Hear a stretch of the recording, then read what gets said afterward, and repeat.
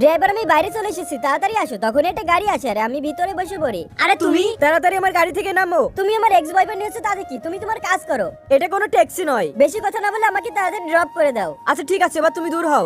আজকে সকাল সকাল এই খবিশটার মুখ দেখতে হলো। আজকে দিনটা পুরোটাই খারাপ যাবে আমার। তখন আমি খেয়াল করি মহারানী তার আইডেন্টি কার্ডটা ফেলে থুয়ে গেছে। জিনি, তুমি অফিস শেষ হওয়ার টাইমে কেন এসেছো? কই, এখন তো সবেমাত্র সকাল 7টা বাজে। সকাল 7টা না, সন্ধ্যা 7টা বাজে। ভালো করে দেখো। এই ফাইলটা দাও আর সারা রাত তোমাকে কাজ করতে হবে।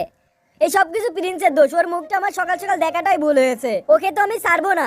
এই যে মহারানী, তুমি একটা জিনিস ভুলে থুয়ে আসছিলে। তোমার মুখ আমি দেখতে চাই না। আমি তো তোমাকে তোমার এই আইডেন্টি কার্ডটা দিতে আসছিলাম, এই যে এখানে রেখে গেলাম। ঠিক আছে, থ্যাংক ইউ। এখন দূর হও এখান থেকে। মনে হচ্ছে তুমি এইভাবে শুনবে না, তোমাকে অন্য টাইট দিতে হবে। চলো। এরপরে প্রিন্স আমাকে আমার বাসা পর্যন্ত নামিয়ে দেয়। এই যে ম্যাডাম শোনেন, আপনি যতটা খারাপ ভাবেন আমাকে, আমি অতটাও খারাপ না। আমি কিন্তু আপনাকে এখনো ভালোবাসি। এখন তাড়াতাড়ি এখান থেকে যাও, নয়তো আম্মু দেখে নিবে। এইবার প্রিয়া এই কোম্পানির ম্যানেজার হবে। হ্যাঁ, কেননা আমি অনেক পরিশ্রম করেছি। ঠিক তখনই কোম্পানির প্রেসিডেন্ট চলে আসে। আমি তো অবাক যে প্রিন্স কোম্পানির বস। সবাই মনোযোগ দিয়ে শোনো, যিনি আমার গার্লফ্রেন্ড আর ওই এই কোম্পানির ম্যানেজার হবে। এরপর কি হলো দেখতে পারবা পার্ট 2 তে। পার্ট 2 দেখার জন্য ভিডিওতে লাইক করে চ্যানেলটা সাবস্ক্রাইব করে দাও, কমেন্টে তোমার সুন্দর নামটি লিখে যাও।